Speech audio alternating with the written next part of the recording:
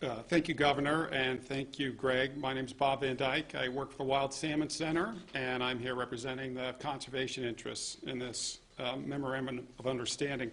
It's a great privilege to be here today to be party to this announcement. About 20 years ago, Oregon's forest laws diverged from our neighbors in Washington State. Washington State worked through a difficult but collaborative process to reform their forest laws, and the results were major changes to better conserve wild salmon, protect clean drinking water, and also give the timber industry more regulatory certainty. In Oregon, we never developed that critical mass for compromise. Instead, we argued in front of the Board of Forestry, we filed litigation, we fought over legislation, and now we file ballot measures. And Wild Salmon Center and many of the signers of the MOU today have been part of that 20 years of tension. The result's been a lack of trust, gridlock on forest policy, and a growing public demand for a broader reform of our laws.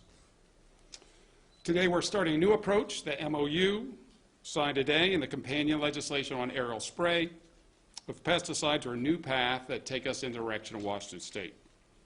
It's a path of collaboration towards stronger conservation measures and more certainty for the timber industry.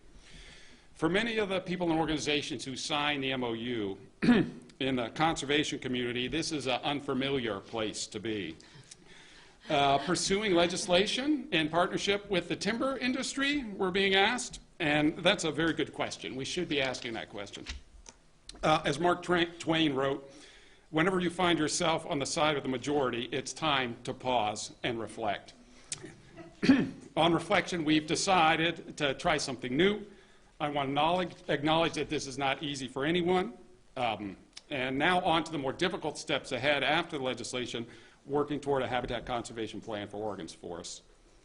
Of course, the prospects for this effort are uncertain, as anything important is, but our agreement today is the right start.